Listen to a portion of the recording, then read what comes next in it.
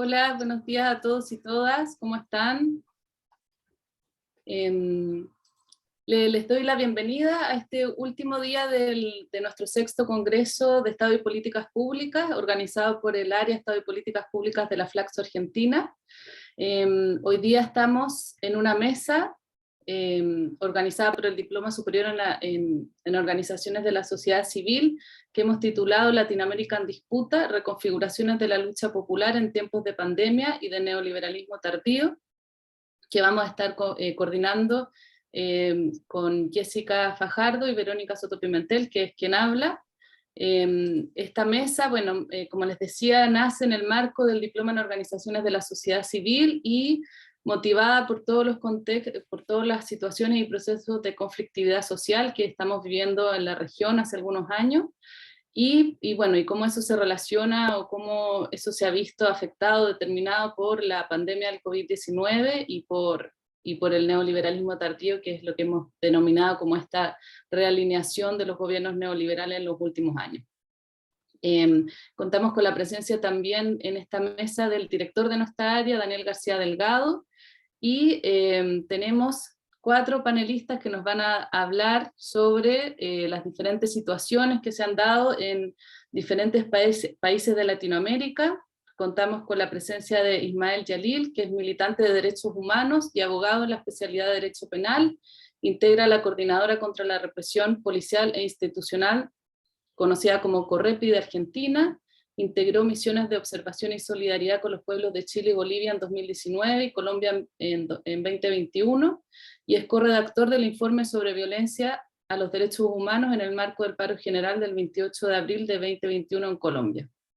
También nos acompaña Nicolás Soma, que es director y profesor asociado del Instituto de Sociología de la Pontificia Universidad Católica de Chile y investigador asociado de la línea Conflicto Político y Social del COES. Sus áreas de interés son la sociología política, los movimientos sociales y la sociología comparada, con foco en Chile y América Latina, y es sociólogo de la Universidad de la República Oriental del Uruguay y magíster y doctor en sociología de la Universidad de Notre Dame. También contamos con la participación de Agustina Gradín, que es docente e investigadora del área de Estado y Políticas Públicas de la Flaxo Argentina y directora del programa en Organizaciones de la Sociedad Civil de esta institución. Es licenciada en Ciencias Políticas por la UBA, magíster en Políticas Públicas para el Desarrollo con Inclusión Social de la Flaxo Argentina y doctora en Ciencias Sociales de la UBA. Y también nos acompaña desde Colombia Frank Molano Camargo, que es docente de la Universidad Distrital Francisco José de Caldas de Bogotá, Colombia, investigador en los campos de la historia ambiental, los movimientos sociales y la educación política desde la perspectiva de la ecología mundo capitalista, y es también director del semillero interinstitucional YALPAI, Historia, Territorios y Política, miembro de la Sociedad Latinoamericana y Caribeña de Historia Ambiental, SOLCHA, e integrante de la Red de Estudios Globales sobre el Capitalismo REXCA.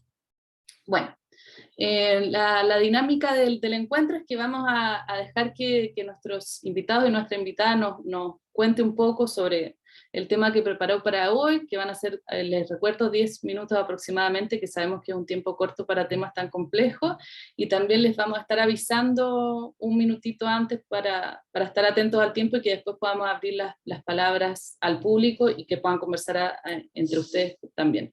Así que si les parece bien, podemos empezar con Ismael. Muchas gracias por estar acá y bienvenido. A ustedes, muchas gracias por la invitación, y coincido con 10 minutos, es muy breve, pero sabemos que hay que aprovecharlo lo mejor posible. Decíamos hace un ratito, hablando fuera de pantalla, digamos, lo complejo que significa hoy la situación de nuestro continente. Tal vez la noticia de que el agua potable comienza a cotizar en Wall Street, pensaba eso, es reveladora de la magnitud de esta verdadera, auténtica crisis civilizatoria a la que estamos asistiendo y cuyos estertores estamos padeciendo.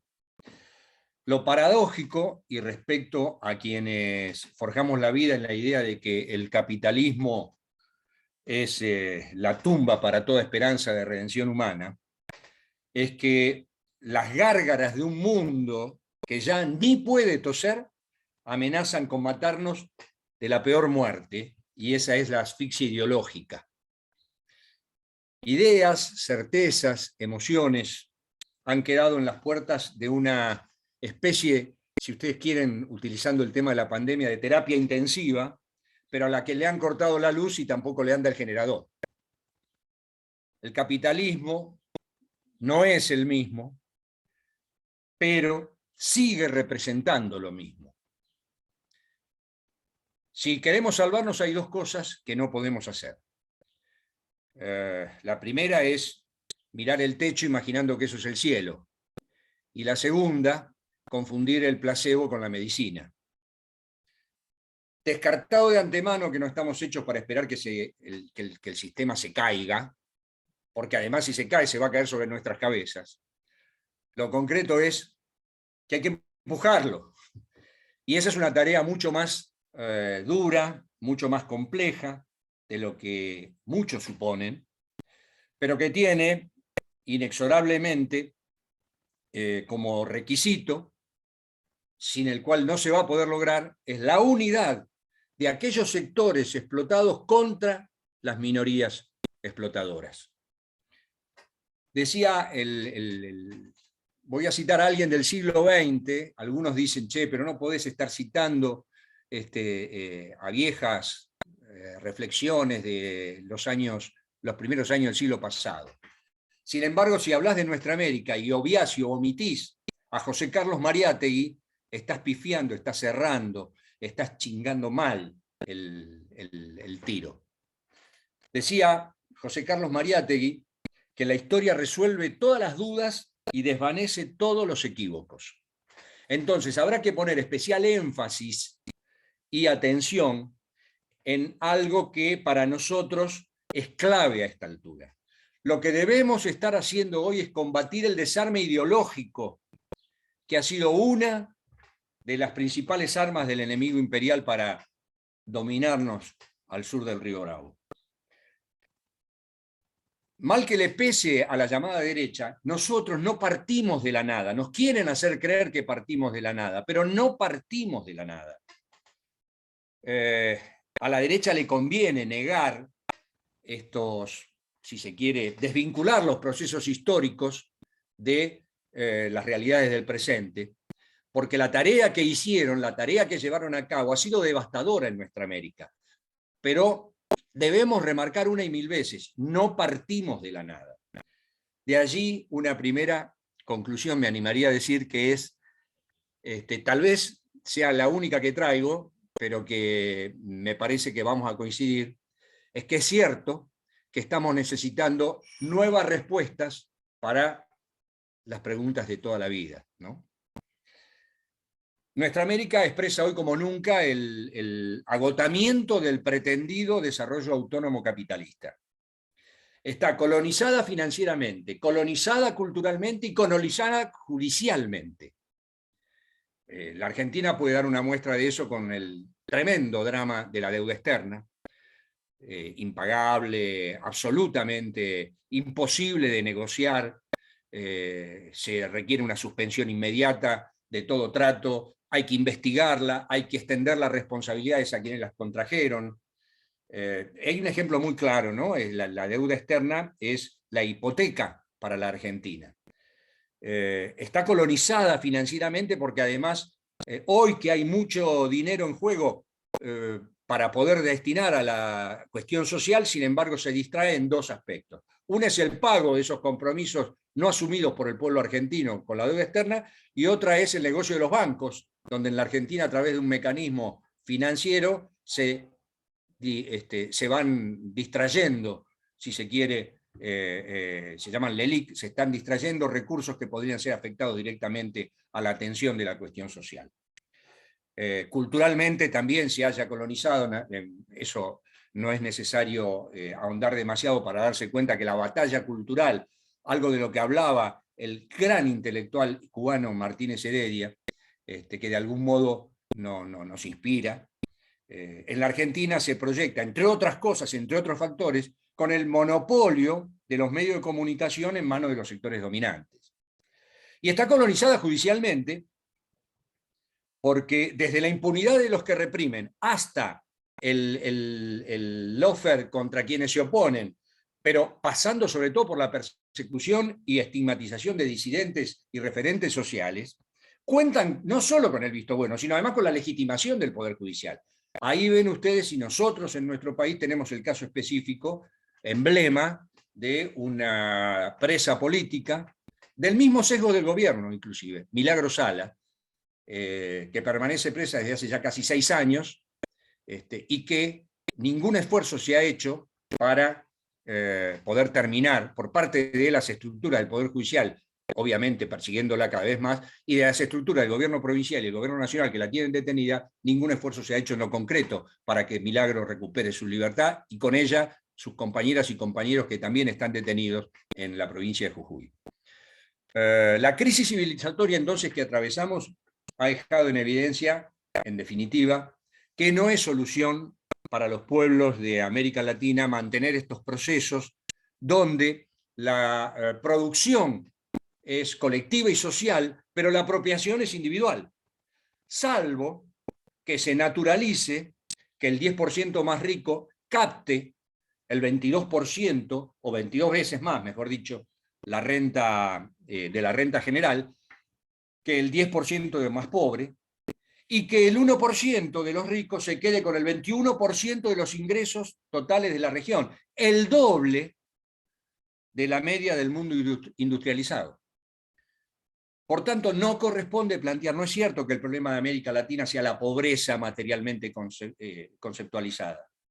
El problema de Latinoamérica es la desigualdad.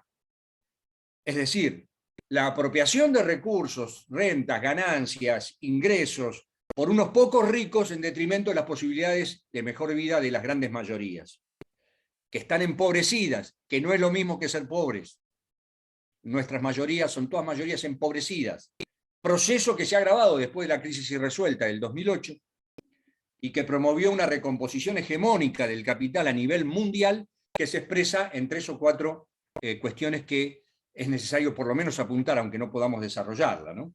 Una es el marcado proceso concentracionario que reúnen los países como nucleados en el G20, para ser más claro, donde, más allá de las disputas, en realidad no discuten ni la organización capitalista de la producción, ni el monopolio del avance tecnológico y científico, y en contraposición, una periferia que la integramos nosotros, nuestra América, África, que estamos como espectadores de esas disputas, al tiempo que nos van reprimarizando la economía y destruyendo el medio ambiente.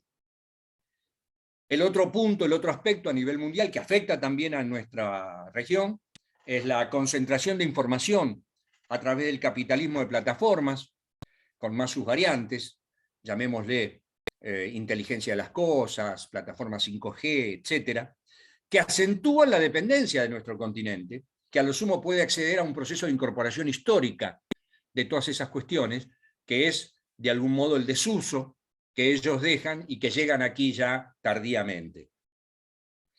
Y finalmente la potenciación de la naturaleza violenta del Estado con la conformación de una megapolicía planetaria que interactúa con las policías de cada uno de los países, que con la excusa del narcoterrorismo y el crimen organizado ha diseñado para América Latina políticas de seguridad llamadas de seguridad democrática que devienen en la instalación de verdaderos estados de excepción.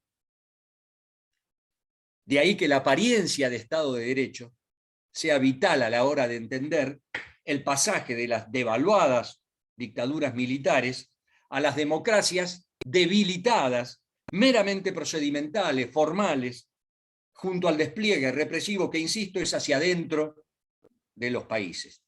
Y hago aquí un llamadito. El narco, el terrorismo, el crimen organizado, tienen su semejanza con la creación y la fundación de los bancos.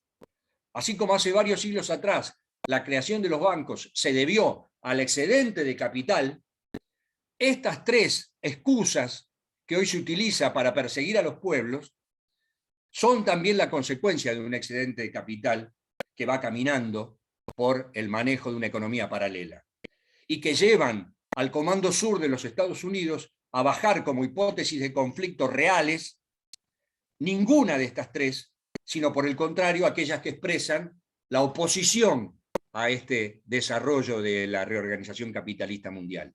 Y ahí aparecemos todos nosotros, vinculados como los enemigos interiores de cada una de esas naciones.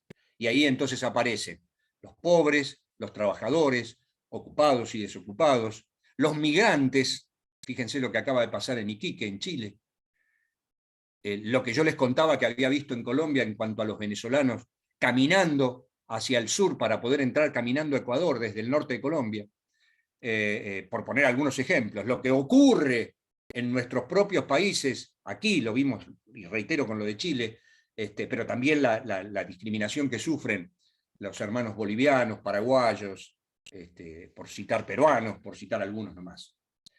Evidentemente, a eso hay que sumarle una situación muy grave de despolitización, y aquí entro ya para ir cerrando, porque calculo que se me está agotando el tiempo, me quedan algunas cosas afuera, pero quiero cerrar con esto, que me parece que es clave.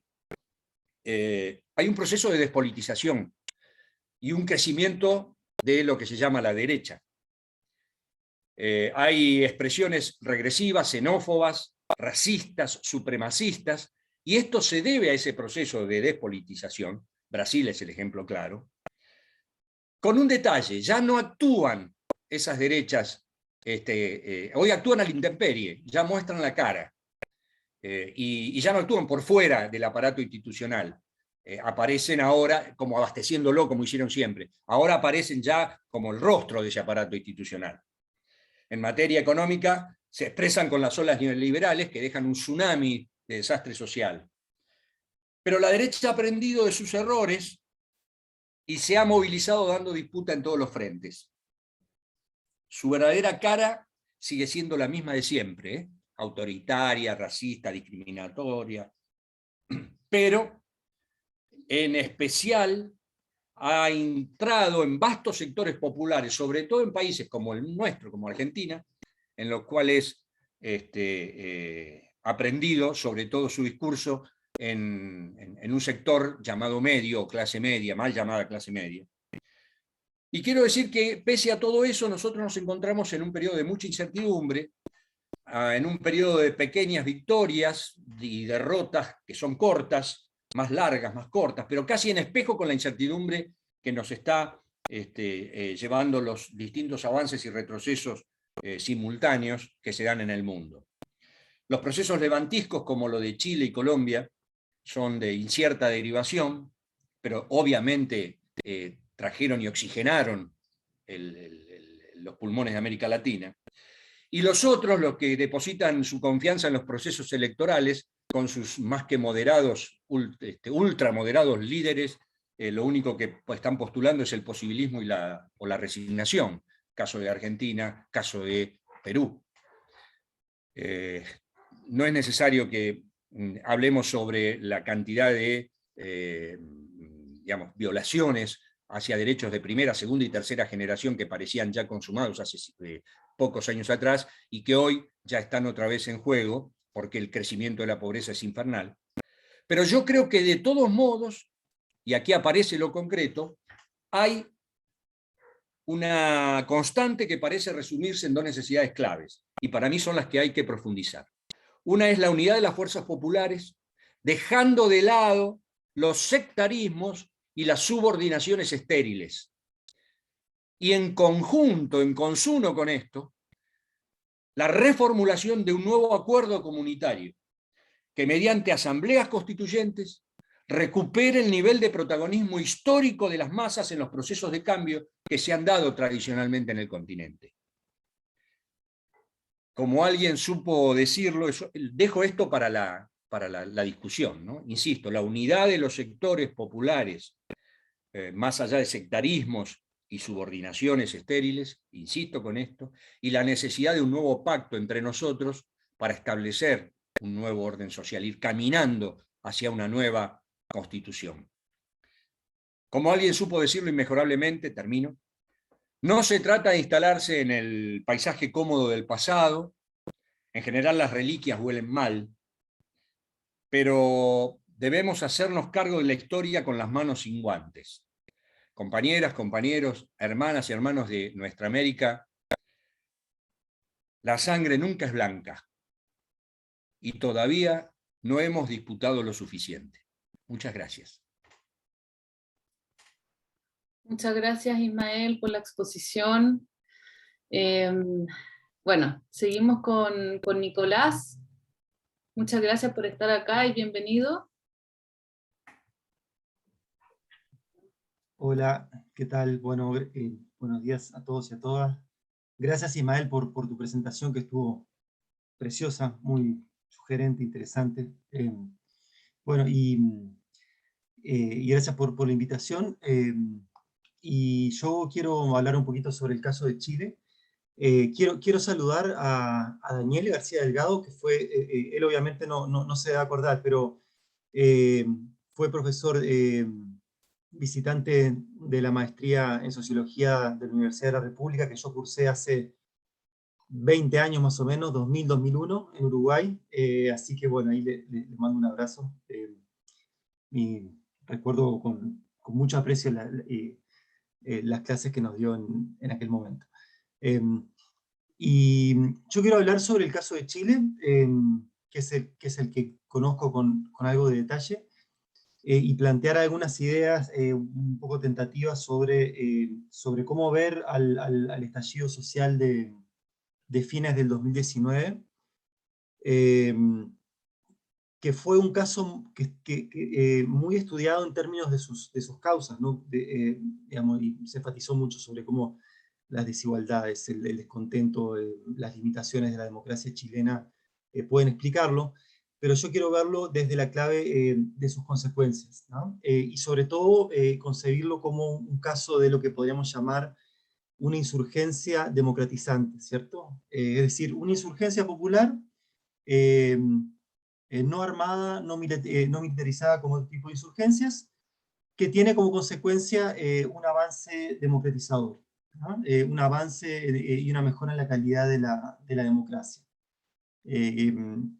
Y cuando uno piensa en insurgencias democratizantes, el caso histórico quizás más emblemático es el de la Revolución Francesa, ¿cierto? Antes de la Revolución Francesa había antiguo régimen, y después de la Revolución Francesa, no de manera inmediata ni lineal, aparecen constituciones, monarquías, pero constitucionales, aparecen presidentes, elecciones, a lo largo del siglo XIX, partidos políticos.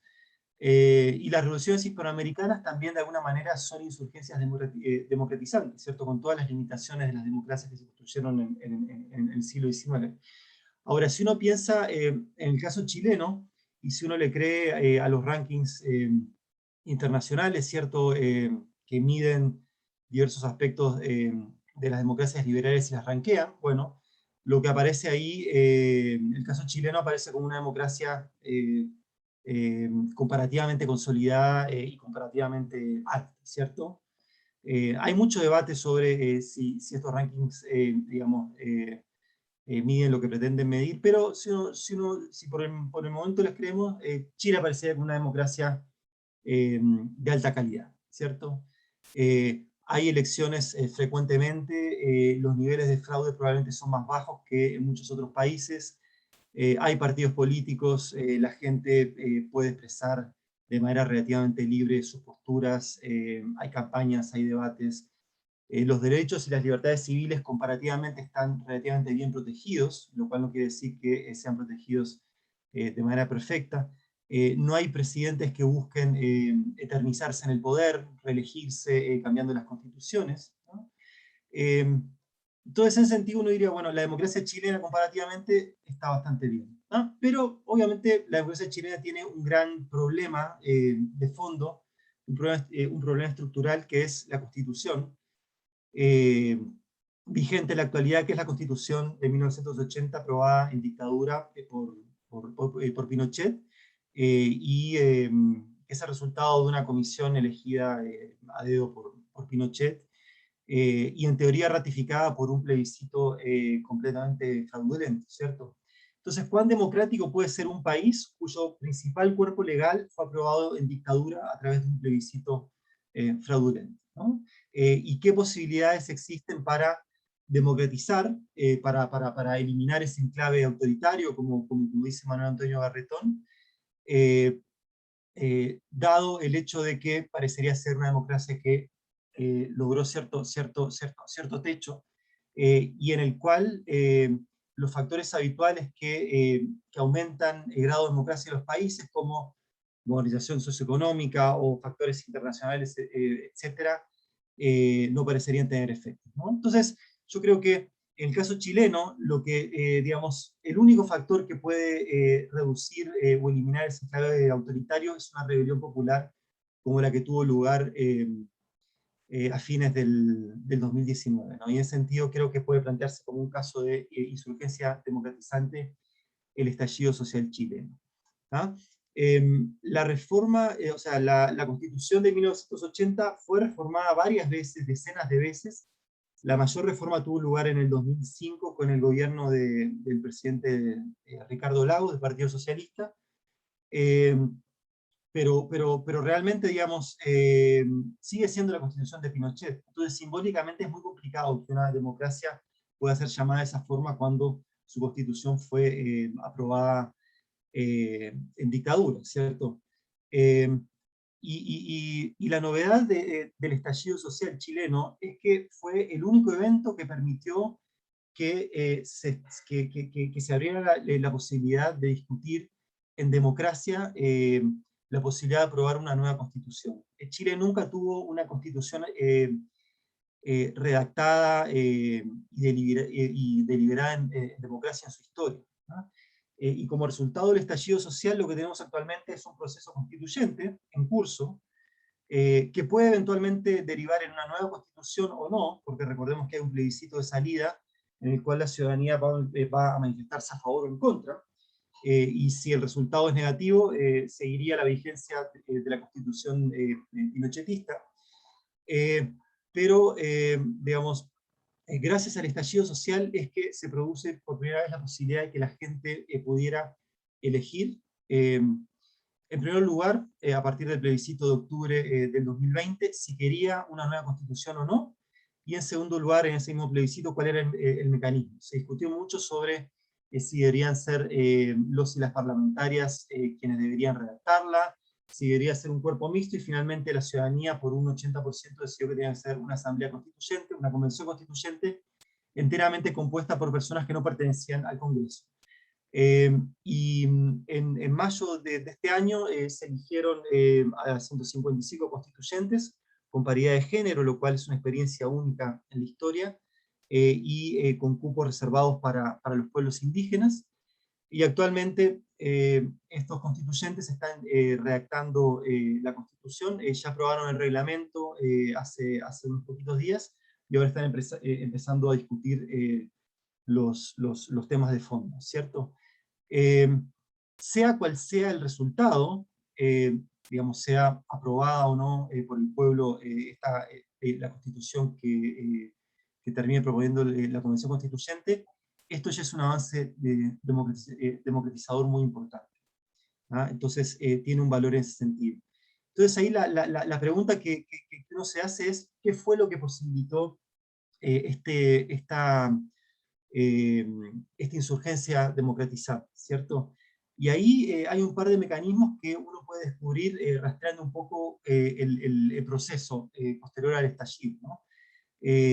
Después del estallido social, digamos, el 18 de octubre del 2019 ocurre una masificación de protesta de distinto tipo, iniciadas en las semanas previas a partir de las evasiones en el metro coordinadas por organizaciones estudiantiles secundarias, ¿cierto?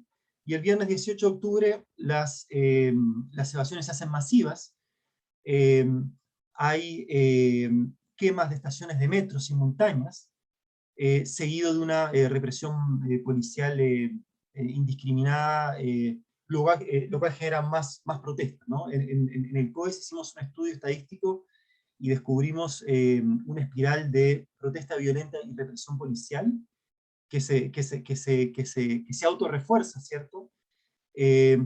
Pero posteriormente vienen protestas pacíficas masivas. Hubo una marcha el 25 de octubre del 2019 a la que asistieron en distintas partes del país un estimado de 1,5 millones de personas, que es casi el 10% lo cual es una proporción impresionante, digamos, y sin precedentes en la historia chilena.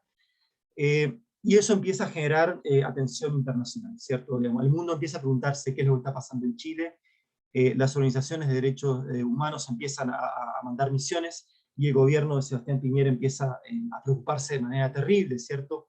Hay una disrupción de la vida cívica, política y económica masiva, se suspenden varios eventos internacionales, y empieza a producirse de manera bastante espontánea conversatorios y cabildos y asambleas ciudadanas en distintos puntos de Chile, donde los vecinos y las vecinas empiezan a preguntarse, bueno, ¿para dónde va esto? ¿Qué hacemos? Y uno de los temas que aparece es la posibilidad de una nueva constitución, entre muchas otras demandas de salud, educación, salarios, pensiones, etc., ¿no?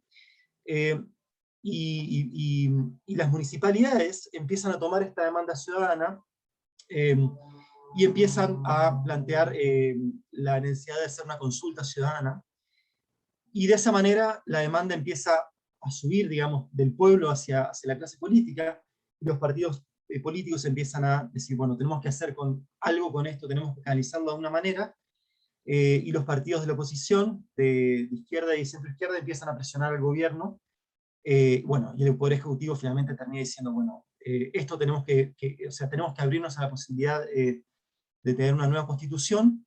Hay diálogos frenéticos entre la oposición y el gobierno, y finalmente se llega a un acuerdo que fue firmado el 15 de noviembre del 2019, en donde prácticamente todos los partidos políticos, con excepción del Partido Comunista y algunos otros, deciden llevar a cabo un proceso constituyente. Se definen los principales hitos del proceso, ¿cierto? Con un plebiscito de entrada, con elección de constituyentes, redacción de la Constitución en 9 o 12 meses, y un plebiscito de salida para aprobar o no la Constitución propuesta.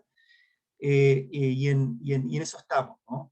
¿Cuál fue el mecanismo específico que permitió que el estallido social se tradujera en un proceso de cambio constitucional? En primer lugar, yo diría, quizás el principal mecanismo fue el miedo, ¿cierto? El miedo de la clase política de un colapso absoluto no solo del gobierno, sino también de la democracia, quizás un pronunciamiento militar, quizás una situación de rebelión popular que pudiera llevar al país al borde, digamos, de una situación sin precedentes. Recordemos que el suministro de alimentos estuvo seriamente amenazado en esos días, el gobierno sacó a los militares a la calle para resguardar, digamos, los servicios esenciales, ¿no? Entonces básicamente fue el miedo de que el país entrara en un momento de colapso político absoluto, que le iba a costar la cabeza no solo al gobierno, sino a toda la clase política, ¿no? Y el miedo fue lo que permitió cerrar filas en torno a este acuerdo, ¿no? Esto no quiere decir de que únicamente el estallido social haya producido el proceso de cambio constitucional. Hay muchos elementos previos de intentos de reforma constitucional. Ahí está el que trató de hacer Michelle Bachelet en su segundo mandato, que fue un proceso desde arriba, ¿cierto?, impulsado por el gobierno, que por varias razones no llegó a cuajar en una nueva constitución, pero el estallido social fue indudablemente una condición necesaria para que esto finalmente pudiera tomar el cauce que tuvo, ¿no? Entonces, digamos, en ninguna definición de democracia liberal aparece la violencia callejera como un elemento importante, pero paradójicamente la historia nos muestra de que en ciertas circunstancias únicamente es a través de la violencia callejera que se pueden lograr avances democratizadores como el que estamos viviendo actualmente en Chile. Así que, bueno, dejo por acá porque me pasé un poquito por el tiempo, y muchas gracias.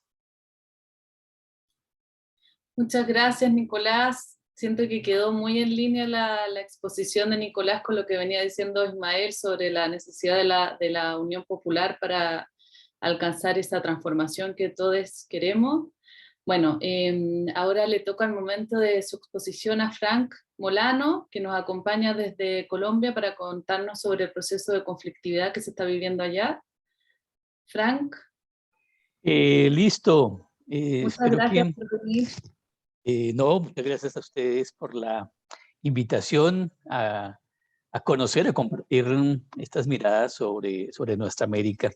Saludo a Jessica, muy apreciada también aquí en la universidad donde trabajo, en la Universidad Estatal en Bogotá.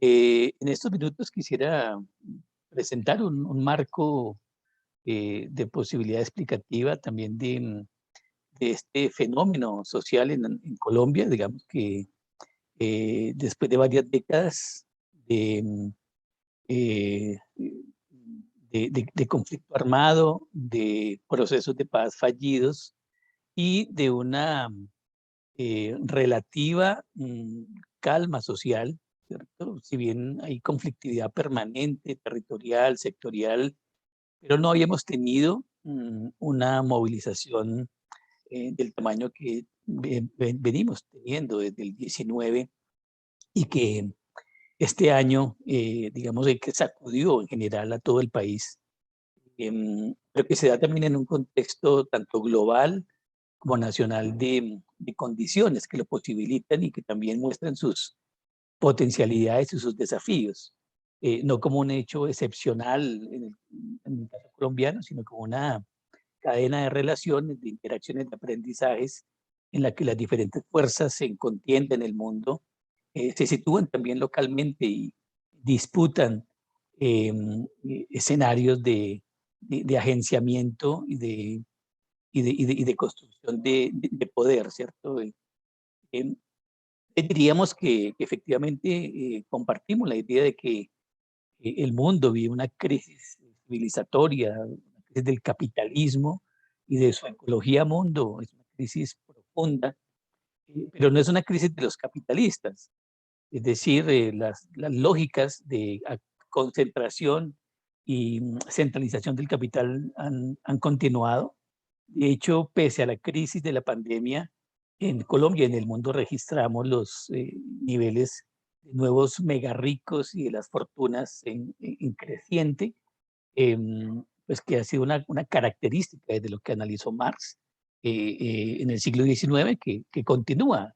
Por eso decimos es una crisis civilizatoria, no de los capitalistas, más bien los proyectos capitalistas geopolíticamente situados, el capitalismo chino, el capitalismo estadounidense, el capitalismo europeo, pues, y los capitalismos emergentes, incluido en América Latina, esta nueva gran burguesía latinoamericana, pues también está en el escenario de disputa, ¿cierto? Y es una crisis que ha golpeado a sectores sociales precarizados, a sectores sociales socialmente y económicamente devastados desde hace varias décadas, que se agudiza además con los efectos de la pandemia, con registros que las agencias internacionales nos comentan, ¿no? En el caso colombiano, de América Latina, la destrucción de clase media, nuevos pobres, nuevos precarizados, que suman ya varias decenas de millones entre el 19, 20 y 21. Y hacen de América Latina el epicentro de una crisis profunda en la que, claro, estas crisis económicas tienen una solución política. Y lo político no solamente desde las propuestas alternativas, sino también desde los agenciamientos de las derechas y sus diferentes configuraciones, ¿no? Que buscan cómo asumir la crisis. En el caso colombiano, más concretamente, venimos de un acuerdo de paz que intentó ponerle fin a uno de los conflictos más largos de la historia mundial contemporánea, el acuerdo de paz entre el gobierno y las FARC, un acuerdo de paz que, tal y como se da, tiene una promesa de democratización, pero hay fuerzas regresivas globales y nacionales que consideran que no es rentable la paz en este momento, ¿no? Por ejemplo, y eso habría que mirarlo en América Latina, ¿qué ha pasado con las Fuerzas Armadas? Las Fuerzas Armadas colombianas tuvieron durante las últimas 3 décadas una reingeniería, se convirtieron en un sector empresarial, a este hecho así se llama, el Grupo Social y Empresarial de la Defensa. Un monopolio gremial, comercial, militar, empresarial y financiero que se lucra y se ha lucrado de la guerra.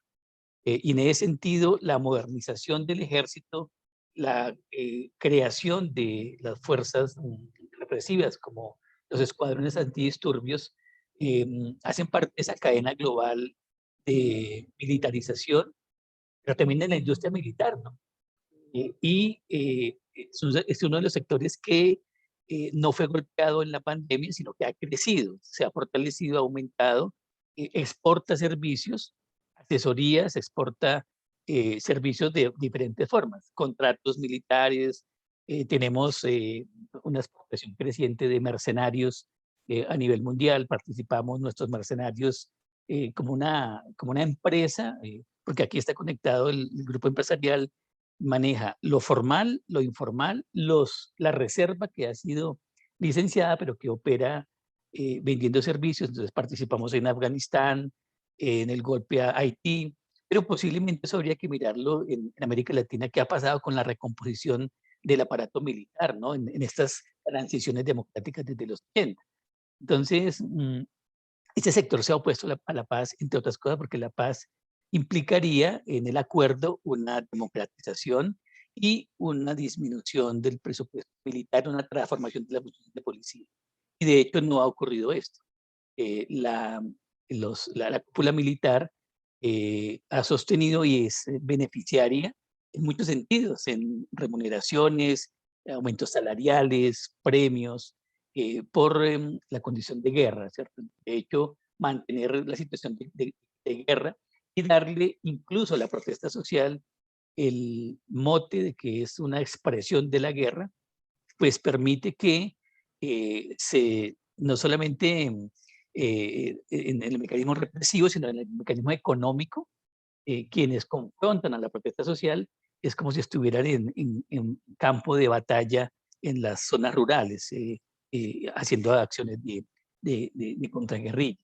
Y esto alimentado por que lo que va a ocurrir en la sociedad colombiana después del acuerdo de paz no es un proceso de transición democrático, sino que llega al gobierno una facción, nosotros aquí la denominamos, una expresión del fascismo global, que retoma un viejo proyecto de la década de comienzos del siglo XXI,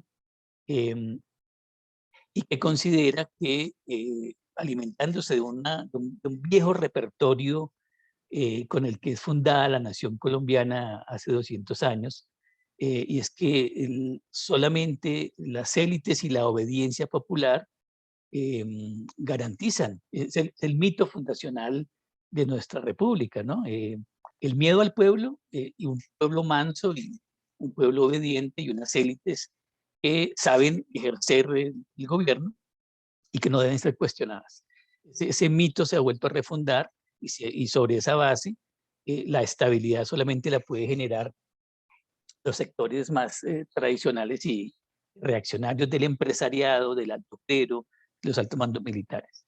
Por eso consideran el acuerdo de paz y cualquier intento de democratización como una apertura al comunismo y una transición al comunismo y a la pobreza, ¿cierto? Haciendo uso pues de la crisis de los intentos alternativos en América Latina, la crisis del kirchnerismo, bueno, pero sobre todo la crisis venezolana, que también hay que contemplarla críticamente, la crisis nicaragüense, la crisis boliviana, es decir, aquí hay una situación en la que los proyectos alternativos, que llamamos antineoliberales, no lograron hacer transiciones anticapitalistas profundas. Y más bien, no solamente por el cerco y por los bloqueos económicos, sino también por sus propias contradicciones internas que pues habrá que discutirlas, qué balance hacemos en América Latina de la experiencia venezolana y las experiencias alternativas. En ese repertorio del fracaso del supuesto comunismo, el socialismo del siglo XXI, del cual discrepo muchísimo, una caracterización en ese sentido, la presencia de casi 4 millones de compatriotas venezolanos, que claro, son producto del bloqueo económico, pero también de las decisiones económicas del gobierno venezolano.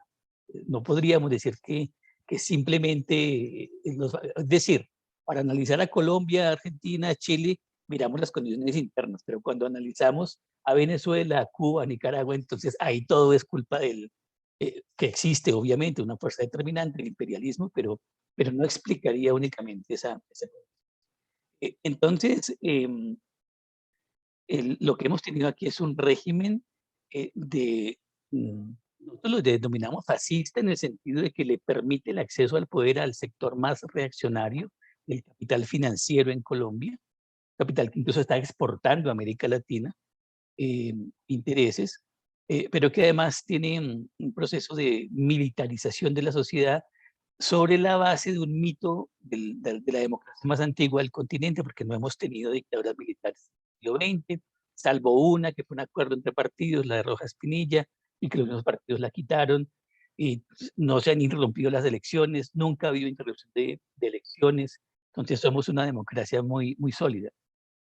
Pero es una democracia, obviamente el fascismo, nosotros no consideramos que sea simplemente un episodio del pasado, fue un momento histórico, como algunos llaman al peronismo, el populismo de los años 40 y 50, pero eso ya pasó porque, no, el fascismo es una corriente, es decir, es una corriente política, movimiento político y ha tenido formas de gobierno fascistas. Si bien los gobiernos fascistas del periodo de la Guerra Mundial tienen sus particularidades, el fascismo como proyecto político ha seguido, ¿no?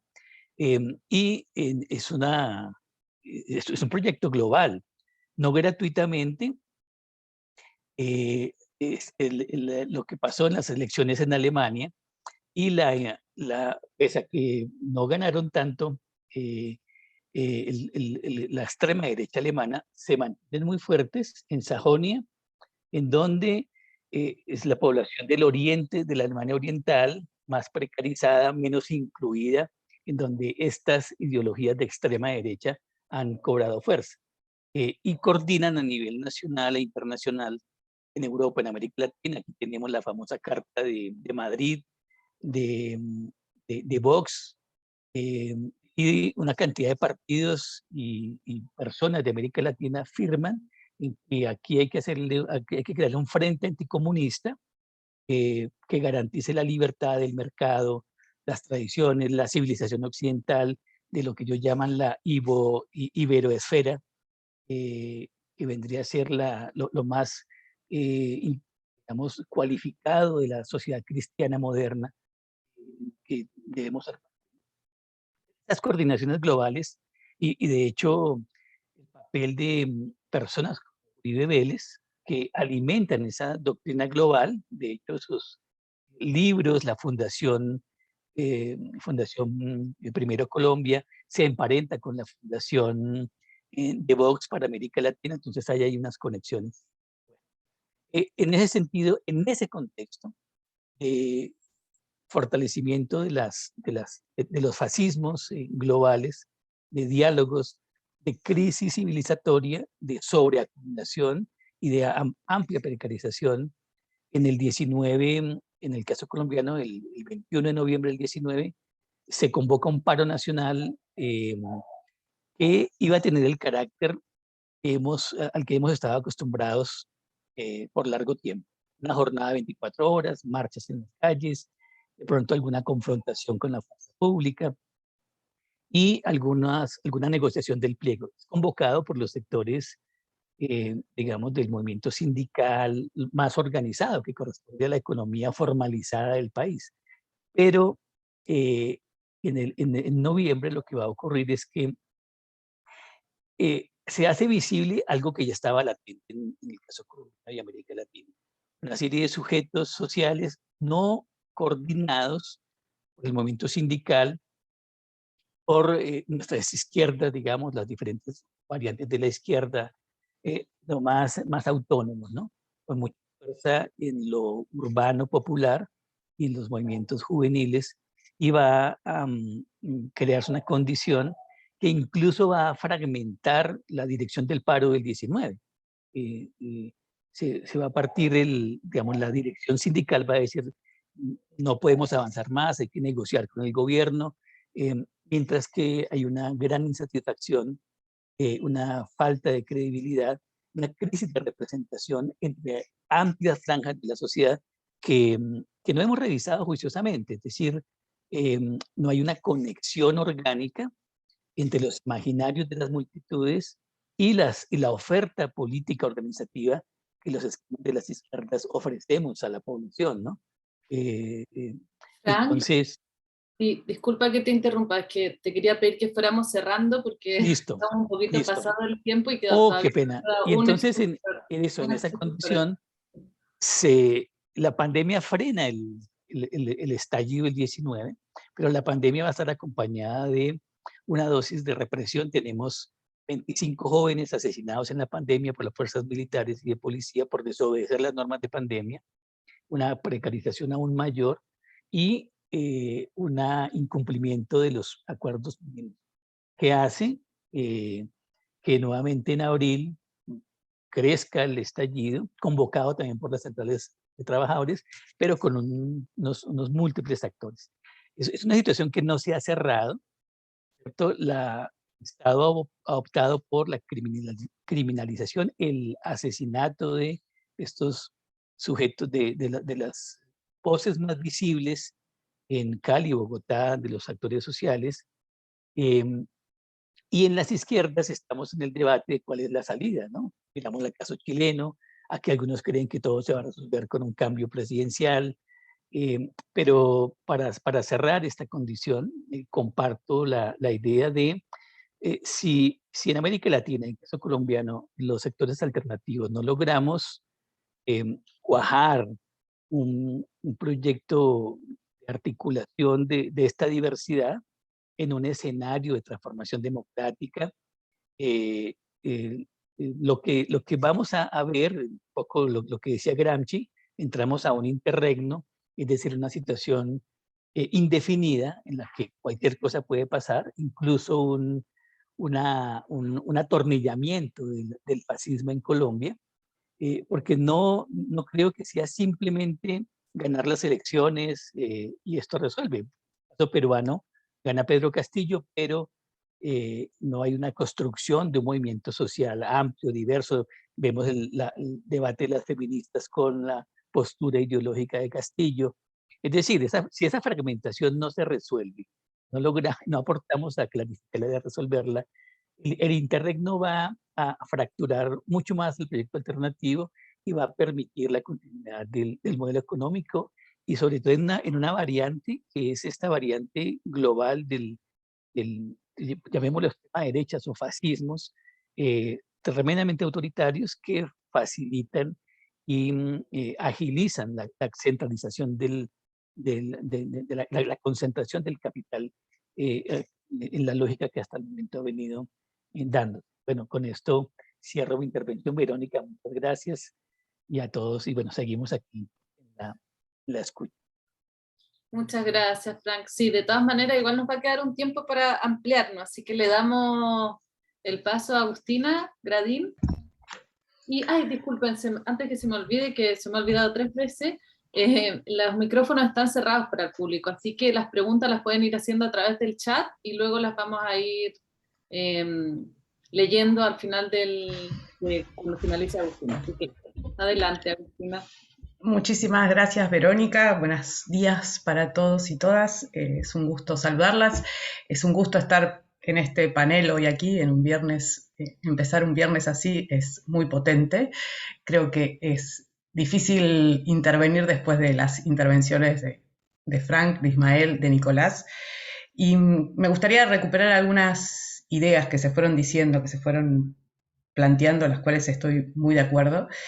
Y que tiene que ver con esto, con lo que comenzaba su exposición Ismael, ¿no? De la crisis civilizatoria, ¿no? De cómo comprender esta coyuntura actual que estamos atravesando como región y en particular cómo la estamos atravesando aquí desde Argentina, ¿no? Y cuando pensaba en esto, pensaba en este desplazamiento que podemos identificar desde cómo concebir la cuestión social o cómo se concibe en general la cuestión social, y me recordaba cómo lo que para nosotros fue la crisis neoliberal del 2001, ¿no? Y la discusión en torno a la exclusión social y el desplazamiento de la discusión entre la exclusión social y las desigualdades. Ismael decía, bueno, el gran problema que estamos hoy atravesando como región, y comparto plenamente, son las desigualdades, ¿no?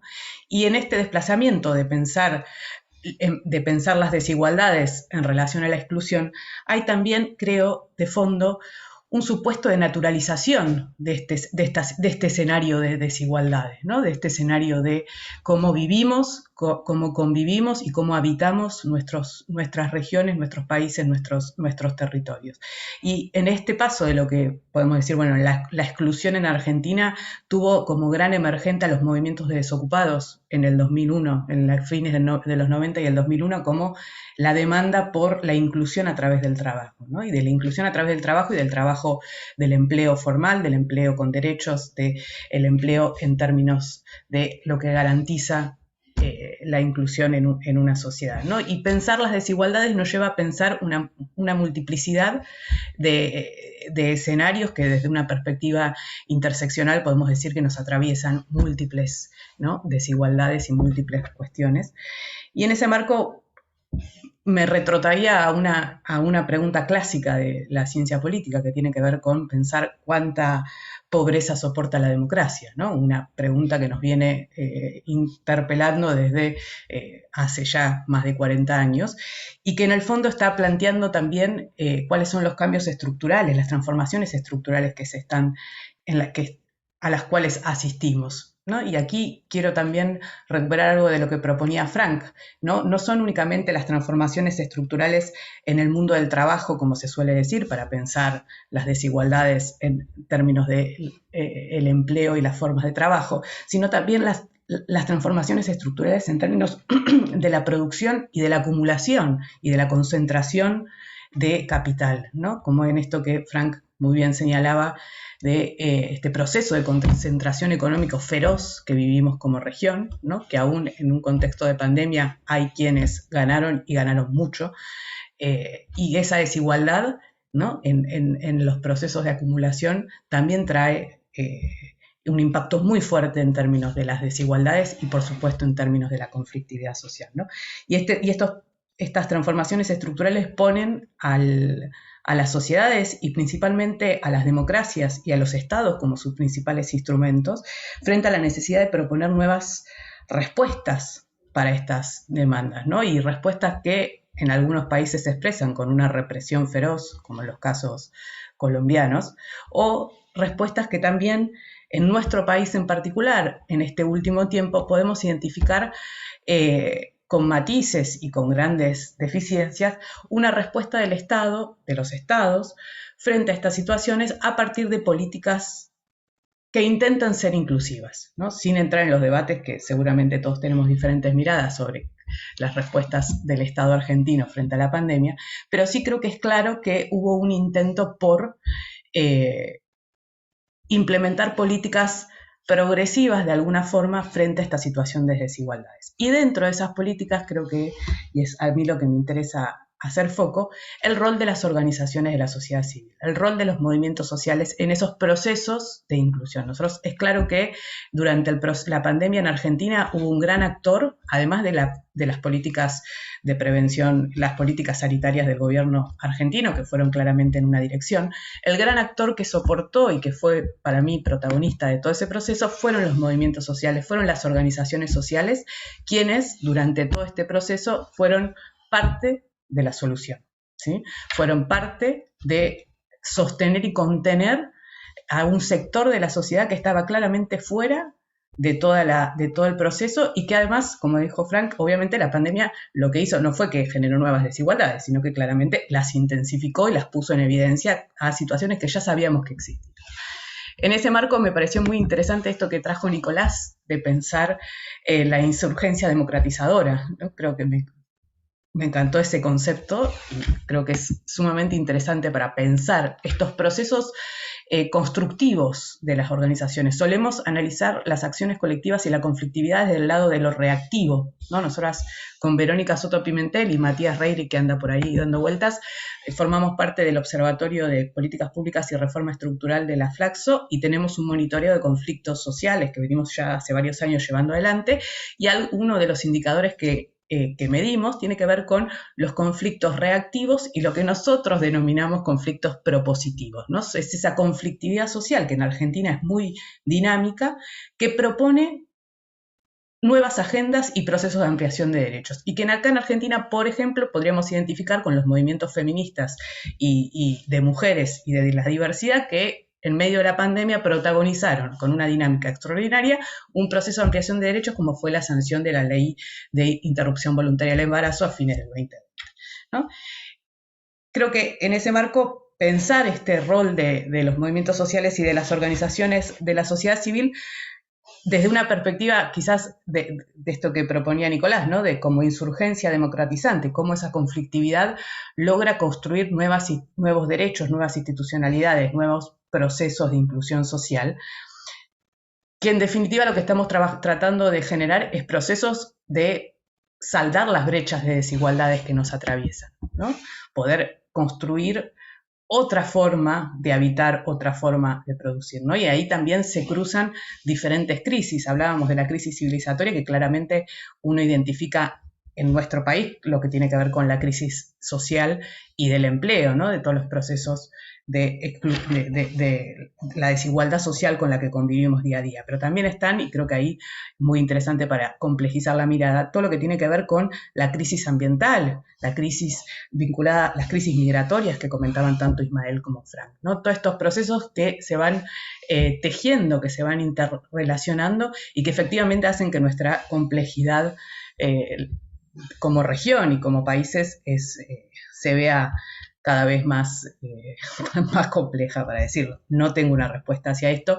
Creo que efectivamente se nombró la crisis de representación, se nombró la crisis de despolitización, o el proceso de despolitización como una crisis del proceso de politización. Yo creo que esto que, bueno, como desde los sectores subalternos, de los sectores populares, de los sectores progresistas, podemos aportar a la construcción de otro mundo, ¿no? de una realidad diferente. Creo que en ese marco los procesos, tanto la conflictividad social como los procesos de participación en los diferentes herramientas forman parte de procesos de politización de las demandas sociales y de las respuestas a esos conflictos. Yo en eso soy quizás un poco... lo veo como algo interesante para pensar el proceso de incorporación de los movimientos sociales en el actual gobierno argentino, que forma parte de un proceso mucho más largo que viene de hace varios años, desde décadas, y que en definitiva también expresa la maduración de los movimientos sociales como actor político y su capacidad de incidir en cierta parte de la agenda, totalmente limitada y completamente condicionada por los otros actores de la alianza y por actores de poder mucho más potentes, pero que sí hablan o son emergentes de este proceso de transformación que vive nuestra sociedad, donde también hay que reconocer, hay un proceso de desplazamiento de los principales actores de la sociedad. Nosotros hoy en la Argentina, los movimientos sociales son un actor que tiene un peso relativo mucho más grande que hace varios años y donde los movimientos de trabajadores tienen un rol importante, pero que están siendo interpelados por estos actores. El otro gran actor, que me parece que es inevitable no mencionar, son los movimientos feministas y los movimientos de mujeres, que atraviesan transversalmente estos dos grandes actores, a los movimientos de trabajadores y a los movimientos de asalariados. Hace un par de semanas atrás en Argentina nos enteramos que por primera vez la CGT va a tener una dirección paritaria o con cupo, ley que existe hace 30 años y que no se cumplía. creo que la interpelación de los movimientos feministas y de mujeres hacia los actores tradicionales del sistema es también un elemento interesante para pensar, porque de la mano de esos movimientos también vienen los movimientos ambientalistas, las y los jóvenes, las juventudes en sus diversidades, con agendas también que interpelan a estos actores, ¿no? Y que ahí es verdad que esto que decía Ismael es muy difícil de resolver. Bueno, la unidad de toda esa diversidad es algo fundamental y estoy totalmente de acuerdo. ¿Cómo llegar a esa unidad y qué herramienta política logra representar a esa diversidad? También es un gran desafío, ¿no? Claramente, no tenemos, creo que en Argentina la elección legislativa que estamos atravesando muestra que, si bien yo creo que si bien hay un crecimiento de los discursos de odio y de los discursos más vinculados a la representación de derecha, creo que también hay una crisis en general, ¿no? Ayer teníamos un panel en este mismo congreso donde conversábamos con otros especialistas y donde también decíamos, bueno, en Argentina se suele decir que la derecha ha ganado, ha aumentado su caudal político, pero la izquierda también, ¿no? Y la izquierda más tradicional ha hecho una excelente elección en una de las regiones en el norte del país, ha hecho en general una muy buena elección, ¿no? Hay, creo que sí, una crisis de representación general del sistema político y una necesidad de repensar esas representaciones y esos vínculos políticos con nuevas herramientas, ¿no? Y ahí sí, sin ningún tipo de concepto nuevo para aportar, pero sí creo que es importante poder repensar desde un paradigma propio, ¿no? Desde un paradigma propio de nuestra región, poder repensar ese sistema de categorías. Creo que en eso es muy interesante. No tengo mucho más que aportar, nada más contarles esto que desde el observatorio venimos haciendo monitoreos de la conflictividad social en la Argentina y también en otros países. Jessica Fajardo está haciendo un monitoreo de la conflictividad en Colombia. Los y las invitamos a conocer esos informes que están publicados y, bueno, bienvenido el debate y la discusión en este panel. Muchas gracias. Muchas gracias, Agustina, por el cierre. Pudimos ver que todas, digamos, las exposiciones se fueron conectando entre sí y la verdad tenemos muchísimos elementos para el debate. Hicieron 2 comentarios, no preguntas, en el chat, que voy a leerlos a continuación y después voy a formular una pregunta a todo el panel, ¿sí?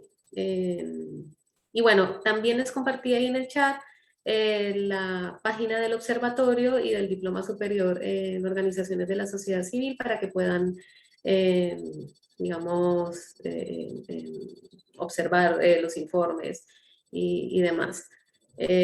Bueno, vamos con los comentarios. Bueno, Violeta hace una pregunta a manera de sugerencia. En estos congresos deberían incluir realidades y problemáticas de Centroamérica. Sería un abordaje más completo. La situación de la lucha popular, por ejemplo, en el caso de Nicaragua, proporciona otras pistas para el análisis de la lucha popular en el contexto de una dictadura, llegando a un planteamiento en el que los referentes políticos e ideológicos de derechas y de izquierdas está cuestionado. Ese sería uno de los comentarios. Permítanme porque veo, pensé que habían más preguntas en el chat. Después, Daniel Héctor dice, noto entre las propuestas más radicales o revolucionarias la necesidad de focalizar las respuestas en una sola forma de lucha, cuando la experiencia de América Latina nos muestra que ha habido avances en la lucha popular que ha dado por integración a distintas formas. Solicitando la comprensión de los panelistas, sintetizo diciendo que el movimiento revolucionario debería sumar a Gramsci con Lenin, o la guerra de movimiento con la guerra de posiciones. Dicho brutalmente, todas las revoluciones del siglo XX de América Latina están asociadas con una elección burguesa.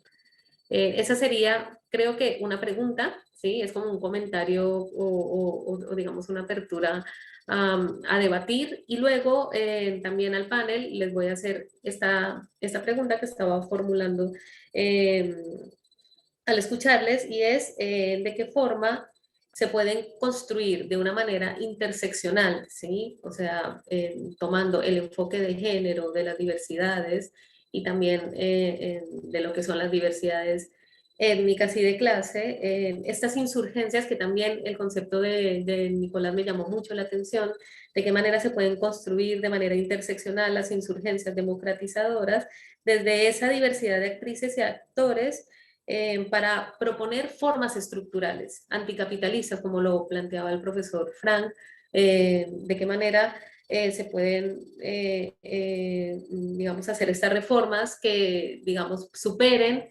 digamos, formas institucionales que sean únicamente, digamos, las electorales, sino que también se construyan alrededor, digamos, de reformas constitucionales como lo que está pasando en Chile, o, digamos, fortalecer procesos como, bueno, lo que sucedió con el Tratado de Paz en Colombia, que efectivamente es un proceso democratizador, pero bueno, de qué manera se pueden fortalecer, cómo, digamos, protegerlos, abrazar estos procesos para que, digamos, puedan trascender, digamos, todo lo que es la lucha popular latinoamericana. Sería como una pregunta para el panel. Si quiere iniciar, bueno, Ismael, después Nicolás, y vamos así en orden para ver qué comentario tienen sobre esto. Pues sabes que yo tenía previsto aclarar que no íbamos a tocar, por lo menos yo no iba a tocar el tema específico de Centroamérica, y sobre todo Cuba, Venezuela y Nicaragua, porque entendía que para mí merece un abordaje mucho más profundo y más delicado. Sobre todo el tema Nicaragua, en el que me parece que hay que entrarle de un modo muy serio y nos están faltando elementos. Particularmente lo digo, lo reconozco. El caso, coincido plenamente con lo que planteaba el compañero Frank con relación a no quitarle el brazo a la vacuna con relación al tema de Venezuela y Cuba y analizar hacia adentro qué es lo que está pasando. Pero son realidades tan complejas y tan particulares que me parece que nos demandaría una jornada completa, ¿no? Sin ningún lugar a dudas, creo que hay una contradicción primaria, que es esencial, y que es el tema del bloqueo, que eso condiciona absolutamente todo. Y coincido con el planteo de que no es solo el bloqueo, y que también tiene que ver con deficiencias propias de las organizaciones de ambos países. No quiero ahondar en el tema porque, insisto, me parece que merece un tratamiento mucho más a fondo que un sobrevuelo que puede llegar hasta resultar irresponsable, si se quiere. Me quedo muy enganchado con la pregunta que de algún modo estaba planteando esta vinculación de lo teórico entre Lenin y Gramsci, la guerra de posición, la guerra de movimientos, y debo decir absolutamente que coincido 100% con el planteo del compañero o la compañera que hizo la observación, porque me parece que hay que partir desde algo que bien lo decía Agustina cuando cerraba su exposición.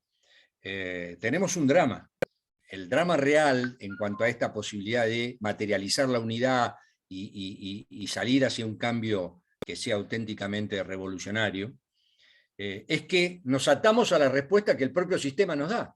Entonces quedamos embretados de algún modo en la trampa de lo electoral, creyendo que lo electoral es lo definitorio, que es lo estratégico, cuando lo electoral no es más que lo táctico, que responde a una instancia, que es coyuntural, pero que el trabajo tiene que pasar por otro lado, indefectiblemente. Es ahí donde yo uno la observación que hizo esta persona con relación al tema de la guerra de movimiento o la guerra de posición. Estamos, francamente, en una instancia de guerra de posición en términos gramscianos, y por lo tanto nosotros no podemos seguir perdiendo posiciones, si se quiere, pero tampoco podemos nosotros confiar en que ese lugar nosotros lo vamos a conservar dando pelea única y exclusivamente en un ámbito que indiscutiblemente maneja la burguesía. Nuestros pueblos todavía tienen así una sospecha de confianza en el elemento electoral. En la Argentina particularmente, la última elección de hace muy pocos días reveló el más bajo índice de participación del 83 a la fecha. Está revelando algo eso.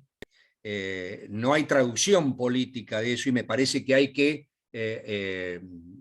la traducción política, afuera de ser sinceros, está más cerca de salir por el lado de la bronca y de cualquier tipo de expresión que por salir por un camino de corte revolucionario. Entonces me parece que lo que hay que organizar y lo que hay que profundizar es precisamente esa salida alternativa y no quedarse nada más que con las respuestas que el propio sistema te brinda, porque eso es una trampa.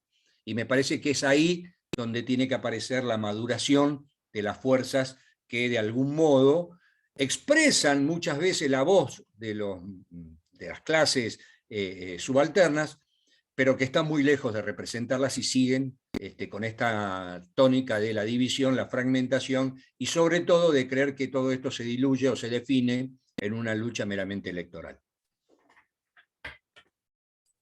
Si me permiten, voy a sumar digamos, a la participación de los demás participantes la última pregunta que hicieron en el chat, más por los tiempos.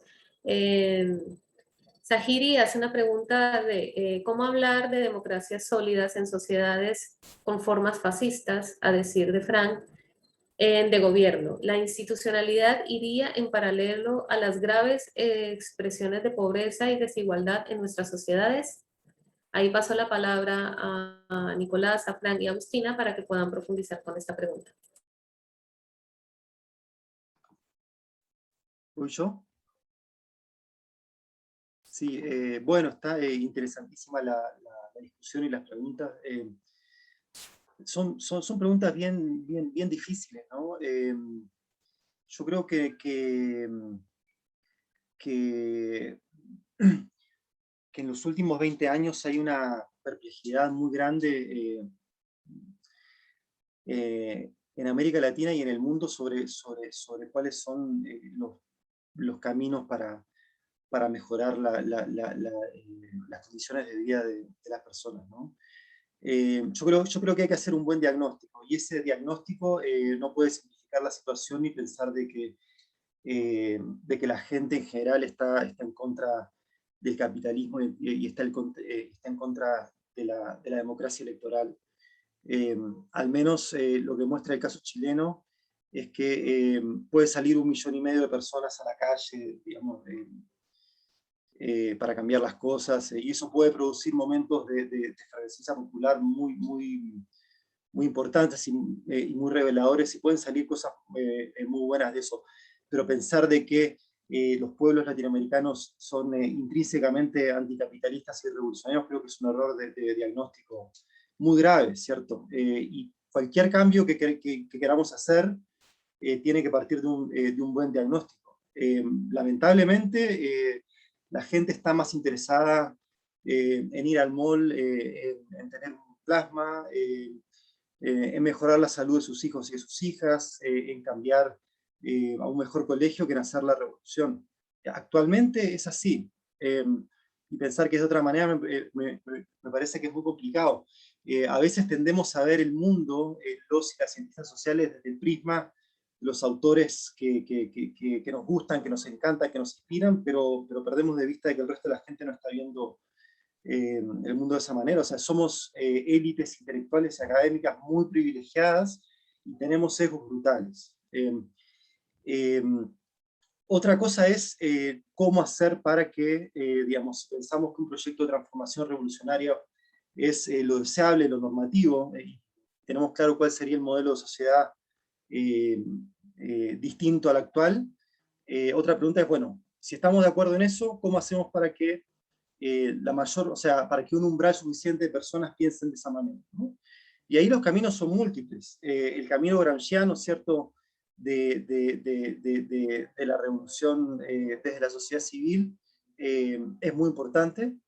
Es algo de lo cual hay atisbos como un poco como subproducto de las rebeliones populares. Digamos, en el caso chileno, pero seguramente en otros casos de estallidos sociales también, se produce una movilización espontánea de las personas, reuniones, asambleas, pero el tema es que eso, por la propia dinámica de la vida cotidiana, por lo general termina siendo bastante esporádico y bastante transitorio para la mayor parte de las personas, no para, no para grupos militantes que son muy pequeños, ¿no? Digamos, la gente participa en un conversatorio, va un par de semanas a la plaza, reflexiona, se ilumina, pero después tiene que volver digamos, hacer las cosas de la vida cotidiana. Y eso es el principal mecanismo por el cual no solo el capitalismo, sino todos los sistemas económicos logran evitar las revoluciones, ¿tá? Las revoluciones son fenómenos terriblemente esporádicos y excepcionales. Y esos mecanismos invisibles de sujeción de las personas a las rutinas cotidianas son los que, más allá de cualquier acción política, están evitando cambios mayores. Los cambios de modos de producción son procesos muy lentos que van acompañados de revoluciones lideradas políticamente y a veces militarmente, pero también de cambios estructurales, digamos, que tienen una dinámica que escapan a la acción humana, ¿no? Y con esto no quiero plegarme a las posturas maduracionistas, ¿cierto?, a las que Gramsci tanto se oponía, y esta idea, bueno, de cruzarse de brazos para dejar que las cosas, ¿no? Pero hay que entender que así digamos, de difíciles son los cambios profundos, ¿no? Y yo creo que la pregunta esencial es cuál es el modelo de sociedad que uno quiere que venga después de superar al modelo actual, ¿no? Me parece que hay, digamos, tenemos todos claridad de que hay muchas cosas a mejorar, pero cómo mejorarlas, yo creo que esa es la gran pregunta, digamos, yo no lo tengo claro. Así que bueno, lo planteo nomás para ver si el resto tiene alguna mayor claridad que yo.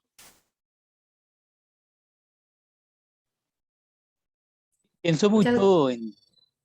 bueno, te paso la palabra, Frank, perdón. Ah, listo, qué pena, Jessica.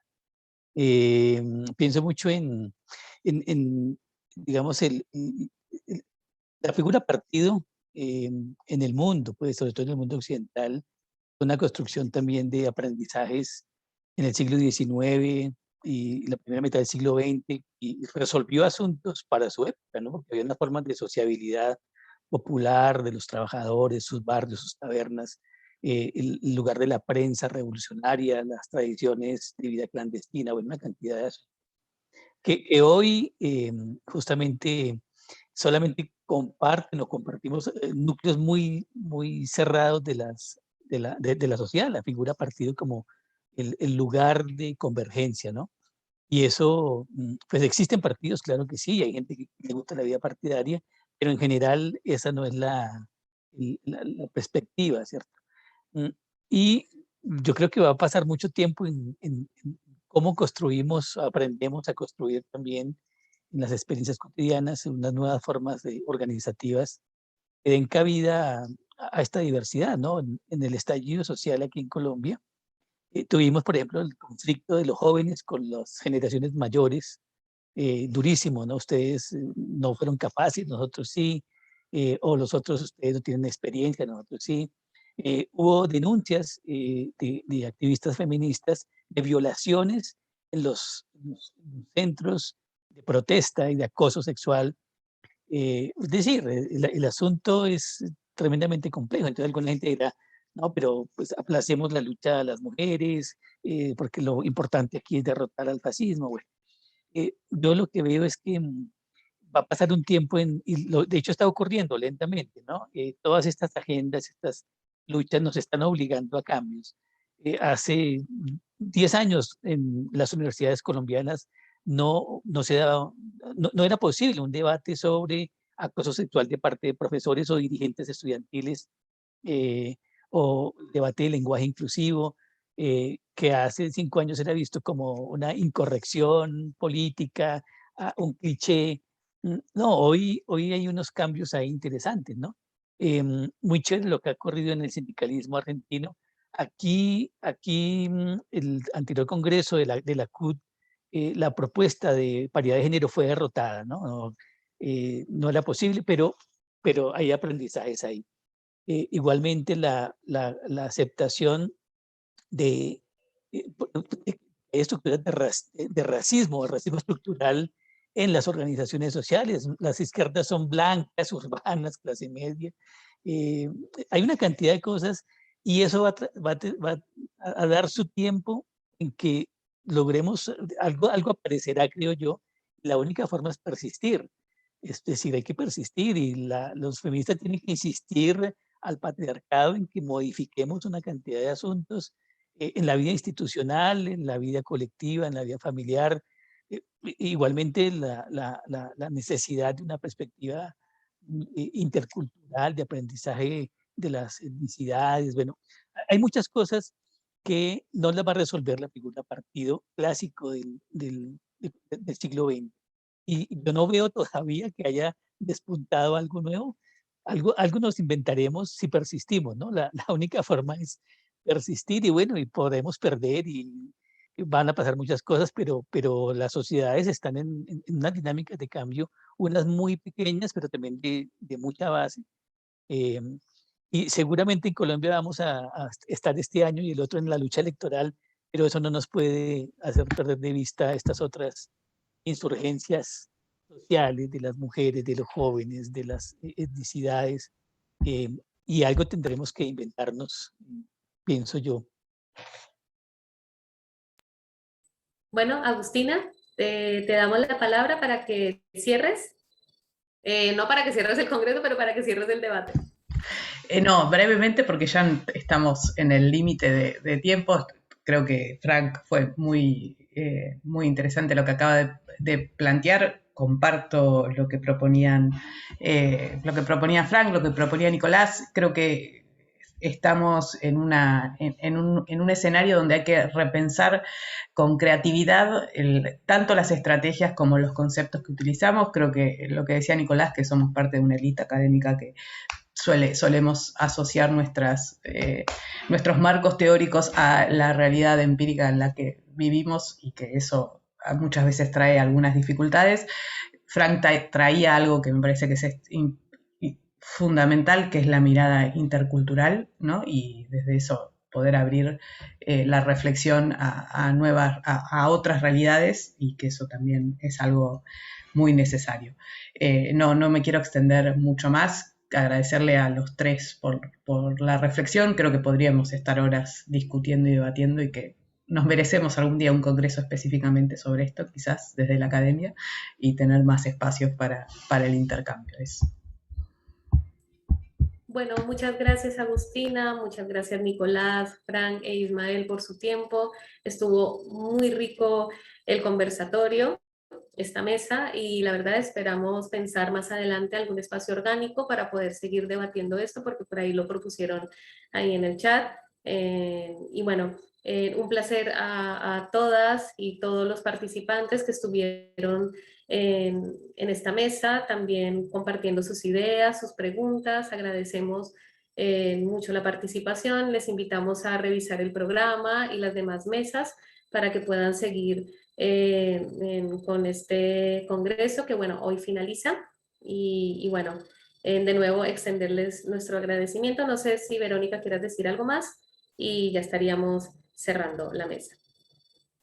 No, unirme a los agradecimientos y a las felicitaciones. Gracias por venir a Les Cuatro y sí, nos debemos un lugar más grande para poder seguir discutiendo y bueno, y ojalá con movimientos sociales también como para desburguesizar nuestras discusiones.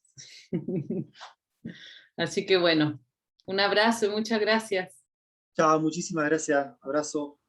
Muchas gracias. Gracias también a todos. Gracias. Gracias.